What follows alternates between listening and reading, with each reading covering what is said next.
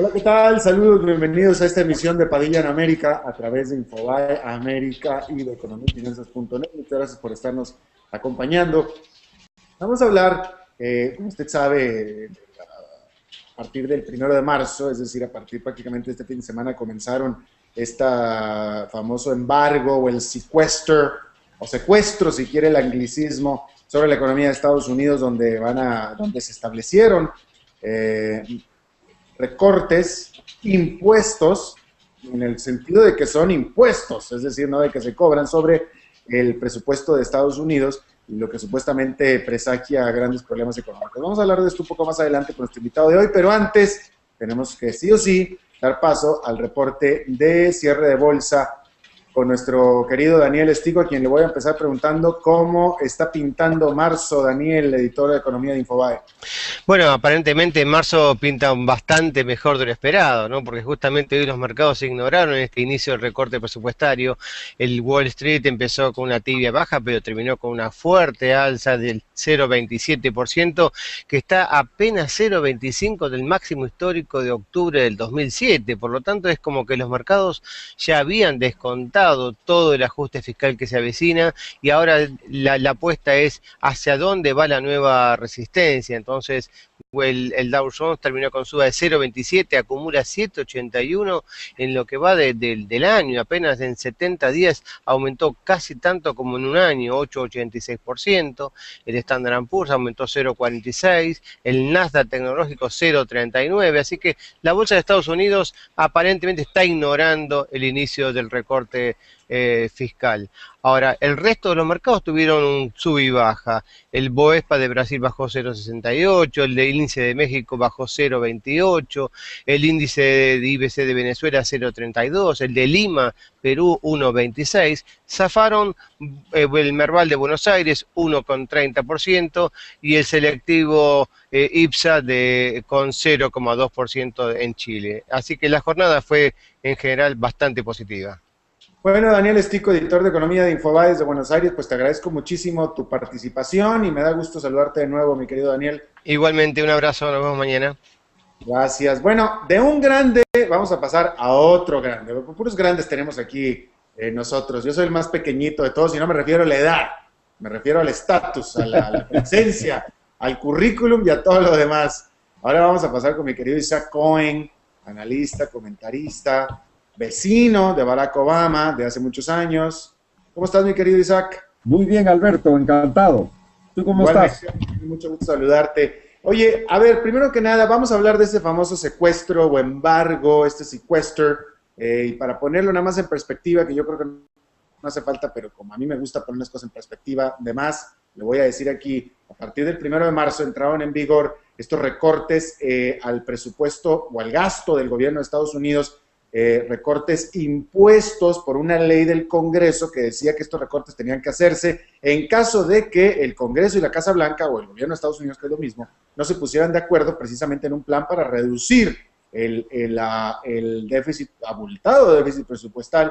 Entonces, pues el Congreso dijo, si para ustedes y para el 1 de marzo o el 28 de febrero de 2013 no se ponen de acuerdo, entonces nosotros a la de a fuerza vamos a poner una serie de recortes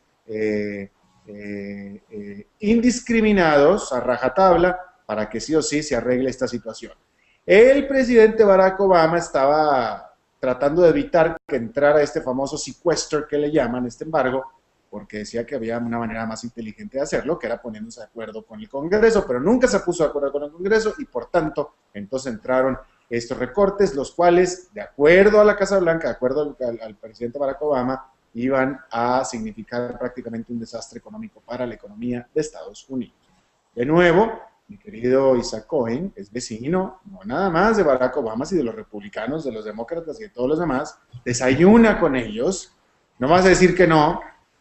Entonces, yo te quiero preguntar, primero que nada, Isaac, primero que nada, ¿cuál era tu opinión al respecto? Porque hay muchos analistas que decían que en realidad era una exageración, que no iba a pasar gran cosa. Nunca te pregunté a ti tal cosa. Bueno, yo ahí me basaba en el juicio de la Oficina del Presupuesto del Congreso, quien hizo un cálculo que si los recortes presupuestarios entraban en vigor a partir del 1 de marzo, la economía de Estados Unidos perdería alrededor de 0,5% de crecimiento, equivalente más o menos a 700,000 puestos de trabajo. En un momento en que la economía de Estados Unidos está creciendo muy lentamente, una pérdida de medio punto porcentual del crecimiento, pues es un golpe para la reactivación económica. El propio Ben Bernanke lo dijo en testimonio ante el Congreso la semana pasada. Dijo, estos recortes lo que crean son vientos en contra de la reactivación económica. Ahora, el debate se puso muy polarizado, por supuesto. El Partido Republicano insistió en que el presidente ya no debe de pedir alzas de ingresos para el gobierno y se quedaron parados en esa situación. El presidente pidiendo que se aumentaran los ingresos del gobierno junto con los recortes presupuestarios y los republicanos diciendo que ellos no estaban dispuestos a conceder más aumento de ingresos para el gobierno. Y ahí estamos, y se llegó el primero y el presidente tuvo que firmar la ley. Ahora, dime una cosa, tú dices que te basas en el reporte del Congreso, y yo te pregunto, porque las personas, analistas que mencionaban que en realidad el efecto no iba a ser tan grande, que lo que estaban haciendo, sobre todo la Casa Blanca, el presidente Barack Obama, era un chantaje al público, tratando de presionar al Congreso, porque hablaban ellos de que en realidad a la hora el recorte impositivo o impuesto iba a ser 85 mil millones de dólares al año. Es más, ni siquiera 85, la mitad de eso, 42, 43 mil millones de dólares al año, que en realidad 43 millones de dólares al año para una economía como Estados Unidos es prácticamente nada, es muy poquito. Bueno, es 2,4% del presupuesto federal. Estamos hablando de que es de 3 trillones, millón de millones, ¿no? 3,5 trillones de dólares. Entonces, un recorte de 85. El problema es que los 85 entran en vigor en los siguientes 7 meses de lo que queda de este año fiscal. Y entonces el golpe es mucho más grande. Es el equivalente. ¿Sí estás de acuerdo en que son 85 mil millones de dólares? Eso sí. Sí, pero el problema es que son recortes con machete, no son recortes con bisturí. Y el problema es que recortes así, lo que hace es que el gobierno tiene que despedir gente, el gobierno tiene que dejar de pagarles a los contratistas, tienen que cerrarse algunas actividades, especialmente en el Departamento de Defensa, porque los recortes son equivalentes para los programas sociales y los programas sociales discrecionales del gobierno y para el gasto militar. Entonces, el golpe es muy duro en un lapso de tiempo relativamente corto. Y eso, ahí la opinión de Bernanke creo que es la clave, donde él dice, lo que esto crea es un viento en contra de la reactivación económica. Y la Oficina de Presupuesto del Congreso dice, pues significa perder 0,5% del crecimiento, equivalente a 700,000 puestos de trabajo.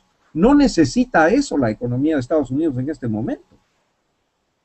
Ahora, ¿cuál es tu opinión al respecto? De nuevo, tomando en cuenta que tú vives ahí, tú estás en el ground zero de todo esto, llevas años y años viviendo en Washington, has pasado, pues por muchos presidentes, yo no sé por cuántos, pero muchos presidentes ahí que han desfilado por tu calle, donde tú vives, Isaac.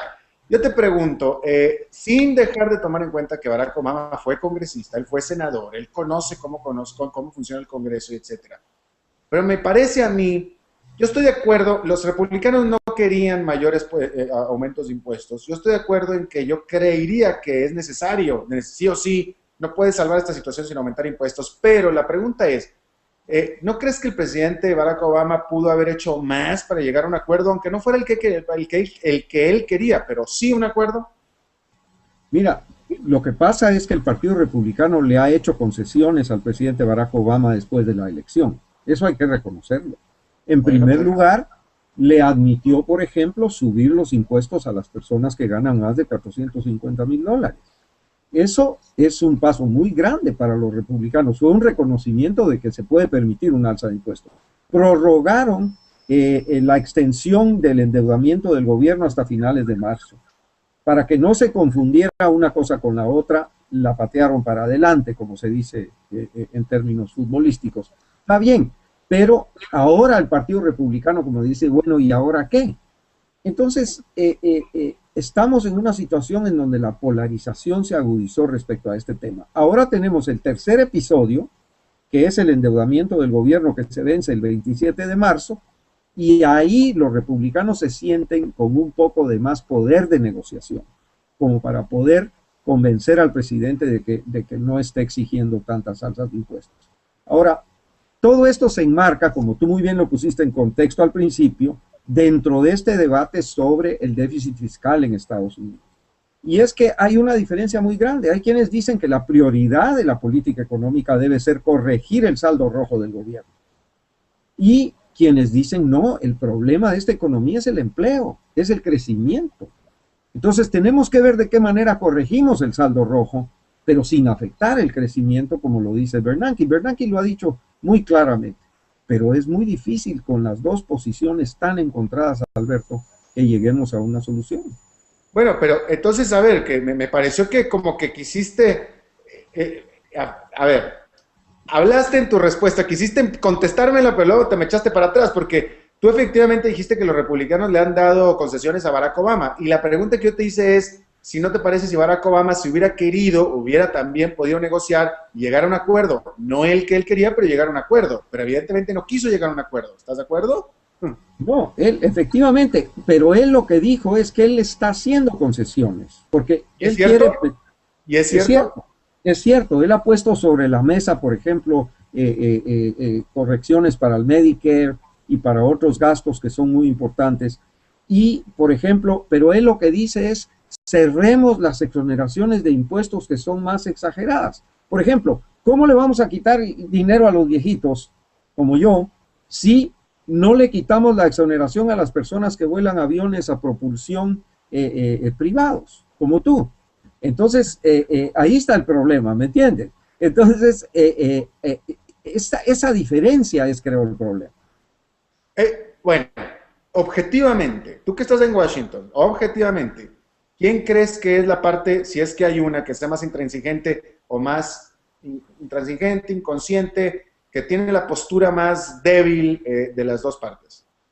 Bueno, yo creo que el Partido Republicano está ajustándose a una situación de debilidad política, porque pues perdieron las elecciones después de todo, están ajustándose a una situación así. Y hay remanentes en el Partido Republicano que son muy, muy radicales, que quisieran que las cosas siguieran como están.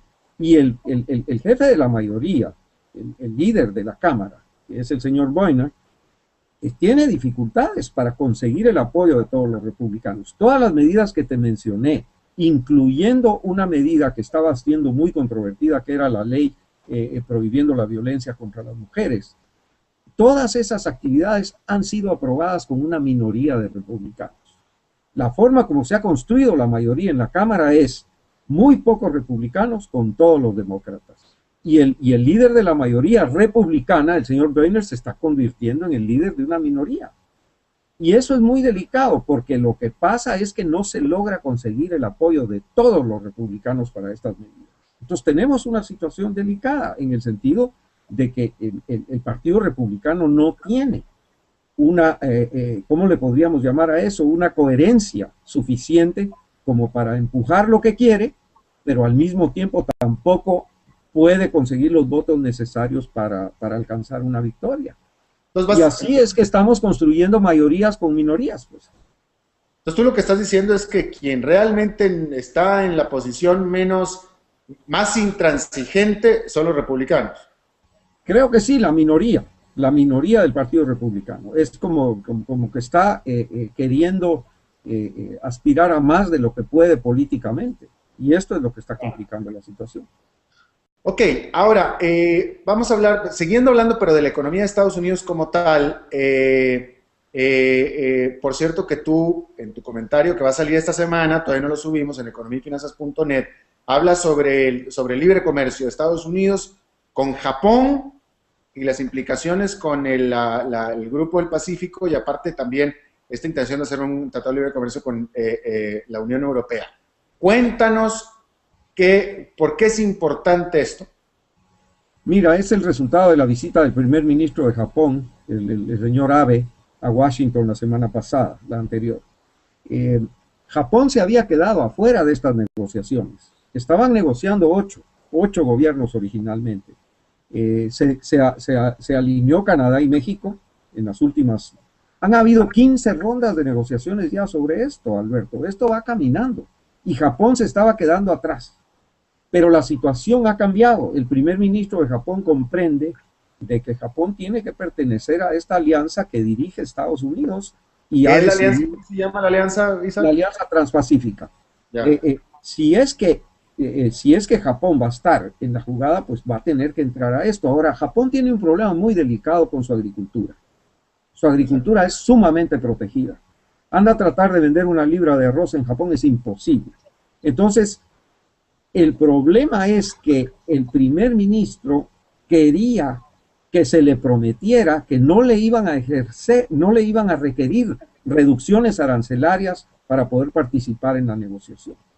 Porque si no, los agricultores se le iban encima. Hay elecciones en julio en Japón y él no iba a poder entrar a la jugada. Pero en la visita que hizo a Washington se consiguió algo muy importante, que se le concedió a Japón que no van a haber alzas o rebajas de aranceles para poder entrar a la negociación. Entonces Japón está dispuesto a negociar y hay el anuncio ya en Tokio de que vienen las negociaciones. Esto es impresionante porque estamos hablando de la primera y la tercera potencia económica del mundo en un arreglo de libre comercio.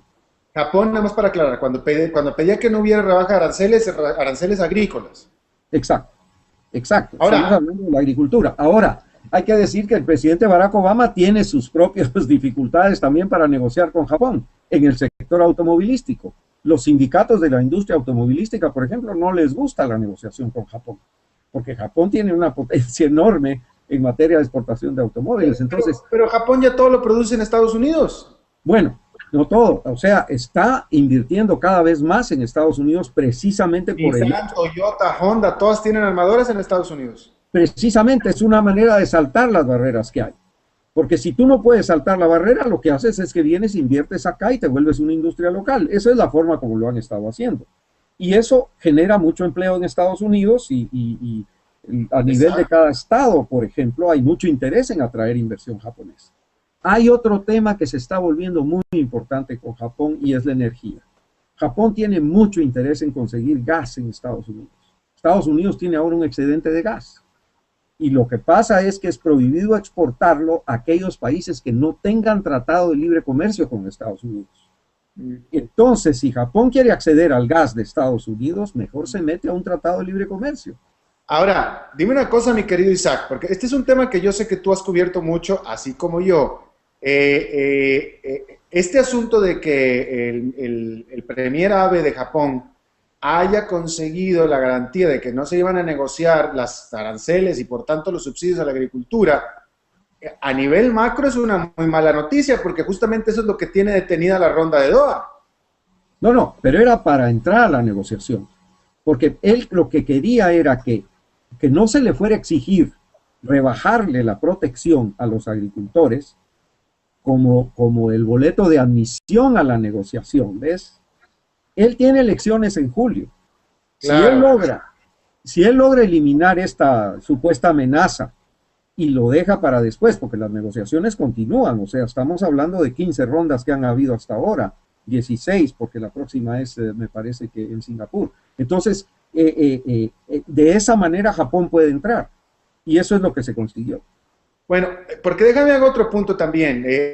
No quiero, o sea, quiero, bajo el riesgo de aparentar ser pro-estadounidense o americanista, pero me parece a mí que yo soy justo y que soy objetivo al decir lo que siempre he dicho, pero poca gente me escucha. Es que en este asunto, y de aquí vienen todas las protestas que ha habido en las reuniones de la OMC, que empezaron en Seattle y se pasaron a Europa y también en Miami, y todas estas, a raíz del fracaso en la ronda de Doha por la negativa de Estados Unidos, entre comillas, de negociar los subsidios agrícolas. Porque el gran problema, por lo cual no han prosperado los tratados de libre comercio, por ejemplo, que no prosperó el ALCA, y por el cual Brasil no quiere entrar a una negociación de libre comercio, es precisamente por los subsidios agrícolas. Pero todo el mundo le pone la culpa exclusivamente a Estados Unidos con subsidios agrícolas, cuando la realidad es, tú dime si no estoy en lo correcto, Isaac, es que en las negociaciones de la ronda de Doha, porque subsidios agrícolas la pone Japón, como tú lo acabas de decir, lo pone Estados Unidos y los pone también la Unión Europea. Y en la ronda de Doha, Estados Unidos, de las tres partes, fue el único país que dijo, señores, yo estoy dispuesto a quitar o eliminar mis subsidios y los eliminamos todos. Vamos a eliminarlo todos, no nada más yo. Eso lo dijo Estados Unidos. Y Japón y Europa dijeron no. Pero todo el mundo le echa la culpa a Estados Unidos, pero al menos Estados Unidos quiere negociarlo. Pero el punto que yo estoy aquí contigo es que el hecho de que Japón diga, no, es que yo no voy a negociar mis subsidios, es que es una muy mala noticia para la ronda de Doha, entonces. Claro, o sea, no, lo que pasa es que Japón va a negociar. Lo que no quiere es que le vayan a pedir que de entrada rebajen los aranceles, ¿ves? Y los va a negociar, porque en estas negociaciones lo que pasa es que tú pones algo sobre la mesa y tu contraparte te tiene que poner algo también. Si tú quitas algo de la mesa, tu contraparte puede quitar algo también. Entonces, suponte tú que Japón no quiere negociar arroz. Muy bien, Estados Unidos le dice, entonces no negociemos automóviles. ¿Cómo te parece eso? Y ahí la negociación se atora, pues. Entonces, lo que pasa es que así es como opera este asunto. ¿Qué es lo que está sobre la mesa? El principio de una negociación comercial es que todo está sobre la mesa. Tú quitas algo, tu contraparte te quita algo. Así es esto. Entonces, Japón por lo menos consiguió que no se le vaya a pedir rebajas de aranceles en la etapa de la negociación. Y en ese sentido, el primer ministro está cuidándose porque las elecciones, como te digo, se avecinan en julio. Corea todavía está pendiente, Corea del Sur todavía está pendiente de ingresar, precisamente porque tiene todas estas dificultades. Y el presidente Obama también las tiene, porque hay sectores proteccionistas en Estados Unidos que son muy poderosos. Alberto, lo vimos en una negociación como la negociación de Centroamérica. Imagínate que esa negociación pasó en la Cámara de Representantes de Estados Unidos por 2 votos. Por 2 votos fue aprobado el famoso CAFTA. ¿Quiénes eran la oposición al tratado? Los productores de azúcar de remolacha, de betabel, de los estados de Wyoming y del Medio Oeste. Entonces, estos sectores tienen un poder muy grande de limitar la agenda comercial. Pero bueno, ahora... Debo decirte nada más para cerrar esta parte, que tenemos en curso ahora una negociación con Europa. Europa y Estados Unidos se van a poner de acuerdo en un tratado de libre comercio. Entonces, el mundo comercial está sufriendo una transformación importante. Claro. Ahora, ya con Japón encima, esto sería un tratado de libre comercio entre Japón y no nada más Estados Unidos, sino también con los demás países del Transpacífico. No, además Australia, Vietnam, Malasia, Canadá, México, Chile, Perú. O sea, estamos hablando de una zona de libre comercio gigantesca. Y China, por supuesto, esperando a ver qué pasa, porque aquí sí, lo interesante sería que China se metiera también. La han invitado, pero China no ha dicho que tiene interés o no. Porque aquí lo que va a pasar es que muchos se van a quedar aislados de esto, Alberto. Absolutamente. Mercosur está aislándose de todo esto. No, bueno, Mercosur está aislada desde hace mucho tiempo. Pero se va a quedar fuera además de estas 2 negociaciones. Claro. Y mira, por cierto, que voy a cerrar esta entrevista porque esta explicación tan buena, tan elocuente que hiciste acerca de una negociación de libre comercio me hizo recordar tanto al caso de Ecuador, donde el propio presidente de Ecuador, Rafael Correa, que es doctor en economía en Estados Unidos nada menos, él dice que un tratado de libre comercio es lo peor que le puede pasar a un país y bueno, yo siempre he dicho que la posición que él pone es una posición perdedora, porque yo lo que he dicho es que el presidente Rafael Correa piensa que los ecuatorianos son perdedores porque no se pueden sentar a la mesa a negociar, y justamente tú acabas de poner muy elocuentemente de cómo se pone un país pequeño a negociar con uno grande. Así es. Ahora, debo decirte una cosa, Alberto, hay una situación en esto que en América Latina a veces nos cuesta comprender. Estados Unidos sigue siendo el mercado más grande del mundo. Todos queremos comprar y vender en Estados Unidos. El éxito de China, por ejemplo, no se puede entender sin el libre comercio con Estados Unidos, sin la capacidad de exportar que tiene China a Estados Unidos. Entonces, yo creo que tenemos que tener prioridades en América Latina y poner en primer lugar el acceso a mercados grandes como este. Claro. Isaac Cohen, analista, economista, observador, comentarista y amigo mío, te agradezco muchísimo, como siempre, tu buena disposición a charlar con nosotros, mi querido Isaac Cohen. Un placer, un fuerte abrazo, Alberto, como siempre. Gracias, Isaac Cohen, desde la capital de Estados Unidos, Washington. Muchas gracias. Bueno, y por cierto que los invito a que empiecen a acudir, a participar también vía Facebook en Padilla en América, Facebook Padilla en América. Ahí está la página, la están viendo ustedes en este momento. Los invito a que participen, nos envíen comentarios, nos envíen sus preguntas y bueno, que hagan lo que mejor se puede hacer en Facebook, que es justamente interactuar en esta nueva herramienta en redes sociales de Padilla en América e Infobae en América. Muchas gracias por habernos acompañado, nos vemos a la próxima y que la pasen muy bien. Aires, pues te agradezco muchísimo tu participación y me da gusto saludarte de nuevo, mi querido Daniel. Igualmente, un abrazo, nos vemos mañana. Gracias. Bueno, de un grande vamos a pasar a otro grande. Puros grandes tenemos aquí nosotros. Yo soy el más pequeñito de todos y no me refiero a la edad, me refiero al estatus, a la presencia, al currículum y a todo lo demás. Ahora vamos a pasar con mi querido Isaac Cohen, analista, comentarista, vecino de Barack Obama de hace muchos años. ¿Cómo estás, mi querido Isaac? Muy bien, Alberto, encantado. ¿Tú cómo estás? Mucho gusto saludarte. Oye, a ver, primero que nada, vamos a hablar de este famoso secuestro o embargo, este sequester, y para ponerlo nada más en perspectiva, que yo creo que no hace falta, pero como a mí me gusta poner las cosas en perspectiva, además, le voy a decir aquí, a partir del 1 de marzo entraron en vigor estos recortes al presupuesto o al gasto del gobierno de Estados Unidos, recortes impuestos por una ley del Congreso que decía que estos recortes tenían que hacerse en caso de que el Congreso y la Casa Blanca o el gobierno de Estados Unidos, que es lo mismo, no se pusieran de acuerdo precisamente en un plan para reducir el déficit, abultado déficit presupuestal. Entonces, pues el Congreso dijo, si para ustedes y para el 1 de marzo o el 28 de febrero de 2013 no se ponen de acuerdo, entonces nosotros a la de a fuerza vamos a poner una serie de recortes indiscriminados, a rajatabla, para que sí o sí se arregle esta situación. El presidente Barack Obama estaba tratando de evitar que entrara este famoso sequester que le llaman, este embargo, porque del año, apenas en 70 días aumentó casi tanto como en un año, 8,86%, el Standard & Poor's aumentó 0,46%, el Nasdaq tecnológico 0,39%, así que la bolsa de Estados Unidos aparentemente está ignorando el inicio del recorte fiscal. Ahora, el resto de los mercados tuvieron un sub y baja. El Bovespa de Brasil bajó 0,68, el de índice de México bajó 0,28, el índice de IBC de Venezuela 0,32, el de Lima, Perú 1,26, zafaron el Merval de Buenos Aires 1,30% y el selectivo IPSA con 0,2% en Chile. Así que la jornada fue en general bastante positiva. Bueno, Daniel Estico, editor de Economía de Infobae de Buenos Aires. Tenemos que sí o sí dar paso al reporte de cierre de bolsa con nuestro querido Daniel Estico, a quien le voy a empezar preguntando cómo está pintando marzo, Daniel, editor de Economía de Infobae. Bueno, aparentemente marzo pinta bastante mejor de lo esperado, ¿no? Porque justamente hoy los mercados ignoraron este inicio del recorte presupuestario.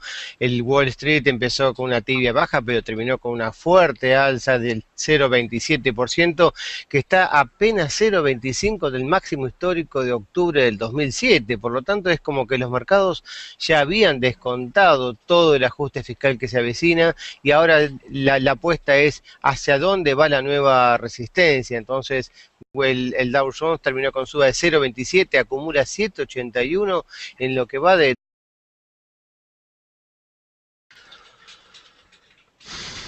Hola, ¿qué tal? Saludos, bienvenidos a esta emisión de Padilla en América a través de Infobae América y de economiafinanzas.net. Muchas gracias por estarnos acompañando. Vamos a hablar, como usted sabe, a partir del 1 de marzo, es decir, a partir prácticamente de este fin de semana comenzaron este famoso embargo o el sequester, o secuestro, si quiere el anglicismo, sobre la economía de Estados Unidos, donde se establecieron recortes, impuestos, en el sentido de que son impuestos, es decir, no de que se cobran sobre el presupuesto de Estados Unidos, lo que supuestamente presagia grandes problemas económicos. Vamos a hablar de esto un poco más adelante con nuestro invitado de hoy, pero